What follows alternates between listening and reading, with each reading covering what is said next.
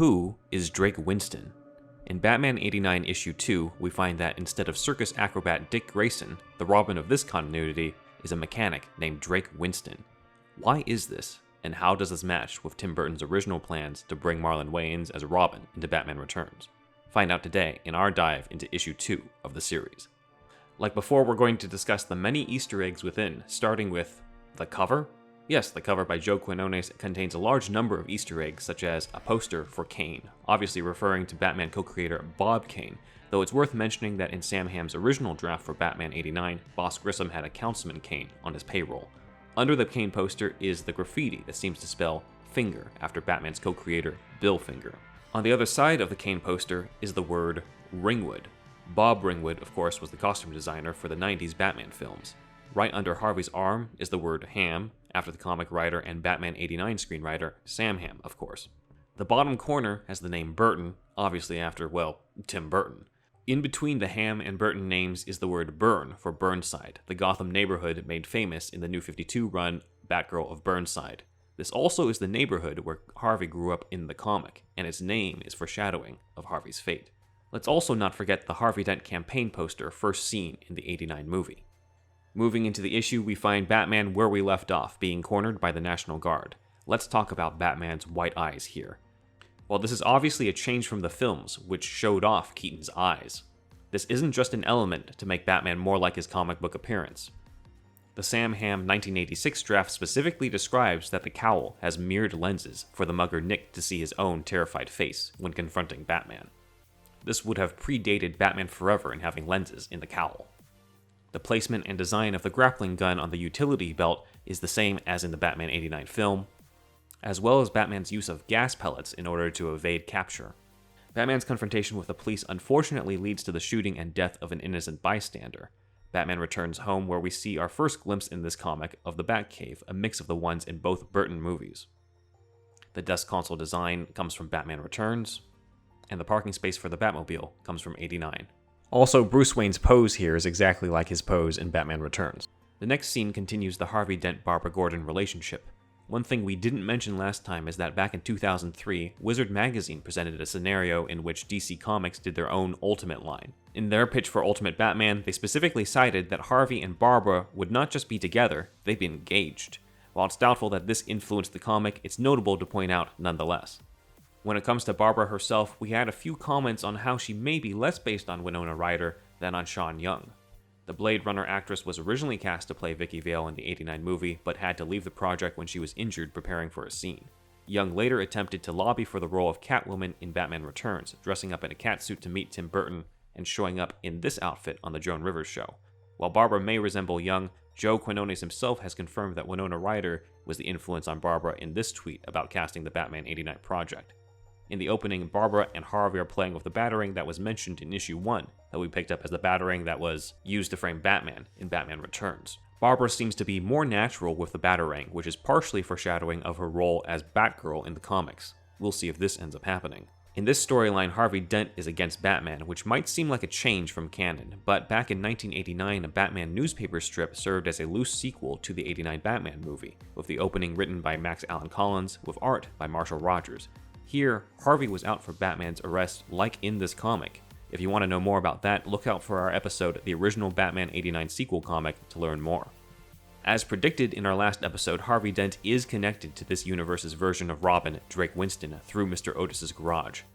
Drake is an original character, with the name Drake obviously tying into the Robin of the 90s, Tim Drake. Both Drakes are computer geniuses with photographic memories. According to Tim Drake co-creator Marv Wolfman, Tim Drake is actually named after director Tim Burton.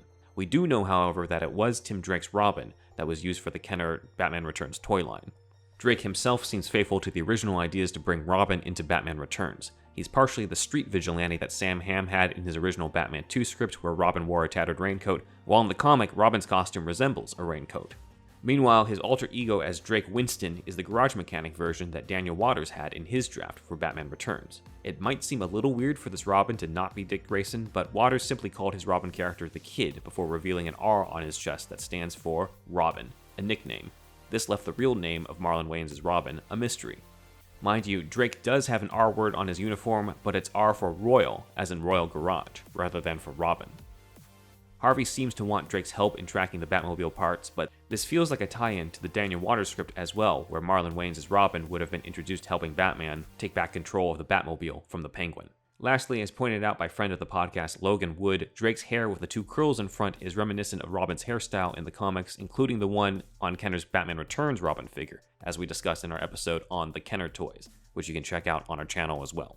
Drake's meeting with Dent is interrupted by the Council of Burnside, with one council member referencing the Shreks, obviously talking about Max and Chip Shred. In a later scene, we reunite with the Batman copycats from issue 1, including the member whose appearance is a callback to the Sons of the Batman from The Dark Knight Returns. One of the members attempts to steal a game station which looks a lot like the original PlayStation, which was released in America in 1995. Does this mean that the comic is set in 95, 3 years after Batman Returns? Who knows? Drake changes into his vigilante outfit to thwart the robbery, with one of the copycats trying to frame him, claiming that he's, quote, robbing the store. Kids in the area hear the words, "he's Robin," and interpret that the vigilante's name is Robin. This feels like an original take on the Robin name, with it coming from wordplay rather than from the Grayson family. The kid's callback to Robin Hood is a reference to Robin's first appearance in Detective Comics 38 that pointed out that he was, quote, the young Robin Hood of today. Back at Wayne Manor, Bruce is getting the giant penny moved to the Batcave, since it saved his life in the last issue. This is obviously an origin story for how the penny becomes a mainstay in the Batcave. According to our interview with Lee and Janet Scott Batchelor, the giant penny was almost in the Batcave as an Easter egg for Batman Forever, which was originally written for Keaton's Batman.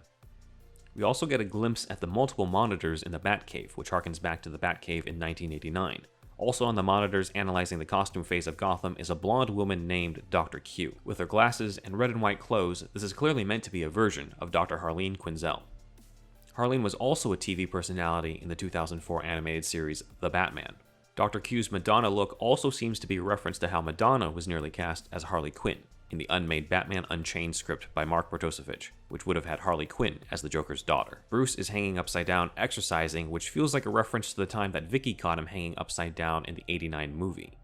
Bruce also has a black cat hanging around the cave, who appears to be the same black cat that he picked up at the end of Batman Returns.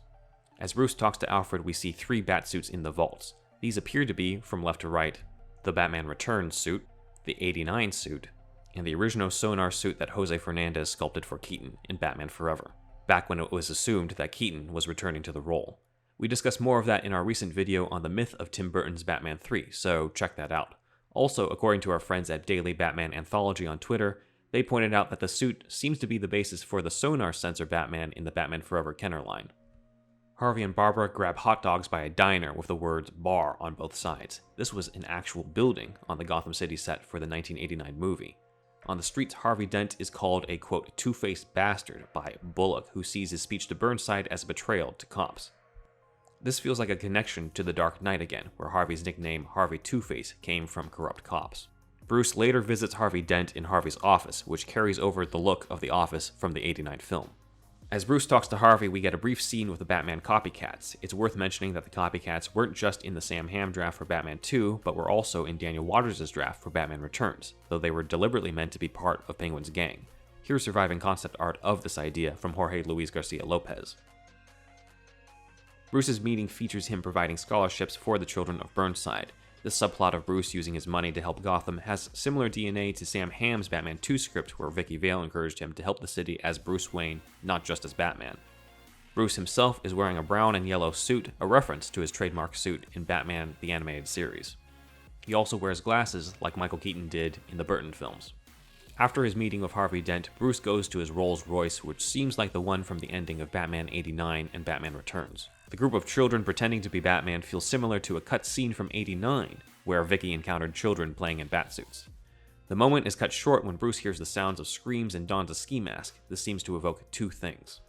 One is the Sam Hamm 1986 draft for the '89 movie, where Bruce had to jump into action while he was at Vicky Vale's apartment, and donned one of her nylons over his head before Alfred could get him the suit. The other is, of course, Mask of the Phantasm, where Bruce donned a ski mask in order to fight crime before he became Batman. When he gets to the scene of the crime, he ends up running into our first look at Michelle Pfeiffer's Catwoman, and it appears she's made some modifications to her suit since it was pretty torn up last time. She wears the circular gold belt around her waist that evokes Catwoman in Batman the Animated Series. And she also appears to have purple in her costume, reminiscent of the comic book version of the '90s with thigh-high boots and long gloves. In the final pages, Harvey Dent goes into the royal garage to try to rescue Drake from a fire, only to fall into the heart of the fire. A gasoline canister spills next to him. Is Billy D. Williams as Harvey going to get scarred in a similar way to Aaron Eckhart's? I guess we'll have to find out. If you want more 89 coverage, we have our episode on the original Batman 89 sequel comic, guest starring blogger John Hefner of About Faces, and covering the 89 to 91 comic strip. You can also check out my channel linked in the description below for videos like my pitch on what if Robin was in the Dark Knight trilogy. And if you want to check out an alternate fan-made continuation of the Burton Batman universe, check out our friends at Batman Enigma. Finally, shout out to Sam Ham, who tweeted us about our last Batman 89 comic essay saying, quote, "You guys do great work, by the way. You know my dead drafts much better than I do. Thanks for the compliment, sir." Big thanks to our research assistant Dan for gathering the visuals on this video. In the meantime, I'm Ben Wan, and if you like this video, please like, comment, and subscribe, and as usual, do us a favor, tell all your friends about us.